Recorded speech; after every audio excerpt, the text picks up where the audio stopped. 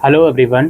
दोस्तों, आज दिल्ली यूनिवर्सिटी के पीजी कोर्सेज़ के रेगुलर और एनसीएफ का फर्स्ट राउंड का रिज़ल्ट आया है कि फर्स्ट राउंड में किसको सीट अलॉट हुई है या नहीं। इस रिज़ल्ट के आने के बाद काफ़ी डाउट्स आप लोगों के आ रहे हैं। सबसे पहले तो काफ़ी स्टूडेंट ये बोल रहे हैं कि सर हम लॉगिन नहीं कर पा रहे हैं।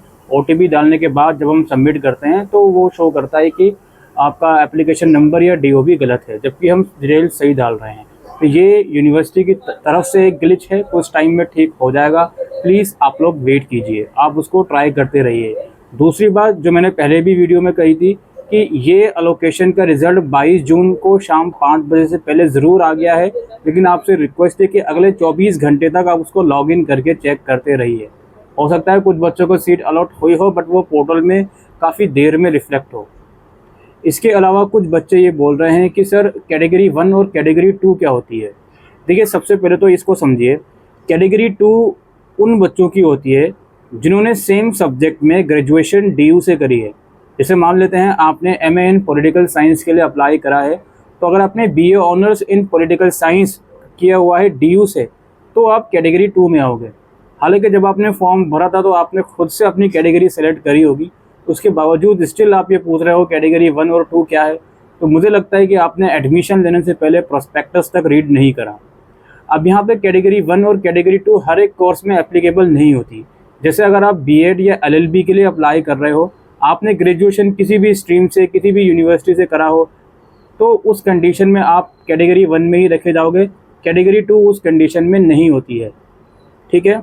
अब यहाँ पर एमकॉम में जैसे आपने अप्लाई करा है और बीकॉम वगैरह डीयू या एसओल या इवन एनसीएफ से करा है, तो उस कंडीशन में आप कैटेगरी 2 में ही रखे जाओगे। तो कुछ बच्चे ये जो सवाल कर रहे थे कि सर ये कट ऑफ के आगे कैटेगरी 2 की कट ऑफ क्यों नहीं लिखी हुई, तो इसलिए नहीं लिखी हुई बिकॉज आपके रिस्पेक्टिव कोर्स जैसे बीएड हो गया, एलएलबी हो गया, इसके अलावा भी कुछ एक दो कोर्सेज हो सकते हैं, उसमें कैटेगरी 2 होता ही नहीं है, उसमें कोई रिजर्वेशन होता ही नहीं है सीट्स का, ठीक है। कैटेगरी 2 के लिए 50% सीट रिजर्व होती हैं जिन भी कोर्सेज में ये कैटेगरी एप्लीकेबल है।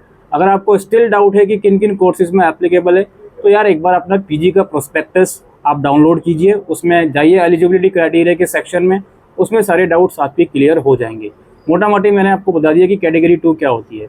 अच्छा, सेम सब्जेक्ट में अगर ग्रेजुएशन किसी दूसरी यूनिवर्सिटी से करी है तो कैटेगरी 1 में ही आएगा, और अगर डीयू से बीए प्रोग्राम किया है तो वो कैटेगरी 1 में ही आएगा। तो ये डाउट आई होप आपका क्लियर हो गया होगा। इसके अलावा कुछ बच्चे कट ऑफ का डाउट पूछ रहे हैं कि सर कट ऑफ कैसे चेक करें।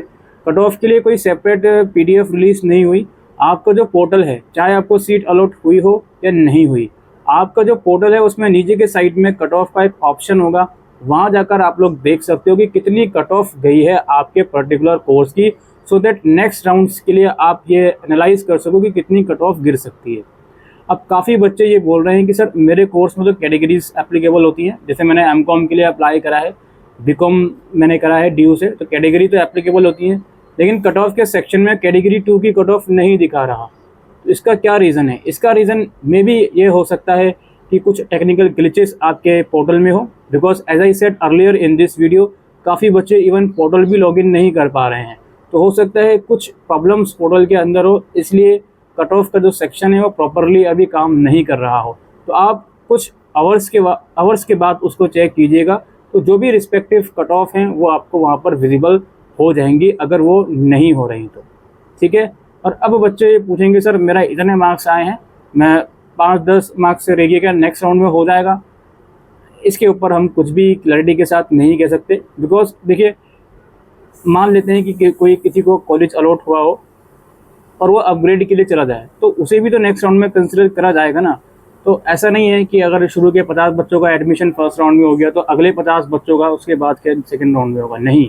शुरू के 50 बच्चों का एडमिशन जिनका फर्स्ट राउंड में हुआ है, हो सकता है उसमें से 25 बच्चे अपग्रेड करके बैठे हों, तो फिर नेक्स्ट राउंड के लिए वो 25 अपग्रेड वाले और 25 नए बच्चे। तो इसलिए कट ऑफ ऑब्वियसली लो जाएगी सेकेंड राउंड में, लेकिन इतनी भी नहीं कि बहुत ज़्यादा डाउन हो जाएगी। तो इस चीज़ को भी आप लोग समझ कर चलिएगा, ठीक है। बाकी इंपॉर्टेंट डेट्स आपको पता है, जिनको सीट अलॉट हुई है वो 26 जून तक अपना एक्सेप्ट कर ले सीट, 27 जून तक वो वेरीफाइड होगी, देन 28 जून तक आप लोग पेमेंट कर पाओगे। याद रखिए, जो बच्चा अपनी सीट से सेटिस्फाइड नहीं है, अपग्रेड करना चाहता है, उसे एडमिशन लेना ही पड़ेगा, फीस पे करनी ही पड़ेगी, उसके बाद वो अपग्रेड वाला ऑप्शन अपने पोर्टल से चूज़ कर सकता है। एंड देन ही और शी में अलॉटेड फ्रेश सीट या फिर सेम सीट उसकी रिटेन हो जाएंगी। सारा प्रोसेस एनसीएफ वाले बच्चों के लिए भी सेम है, कोई अलग से प्रोसेस नहीं है। एनसीएफ से अगर आपने ग्रेजुएशन करा है तो उसमें सिर्फ प्रोग्राम कोर्सेज ही होते हैं।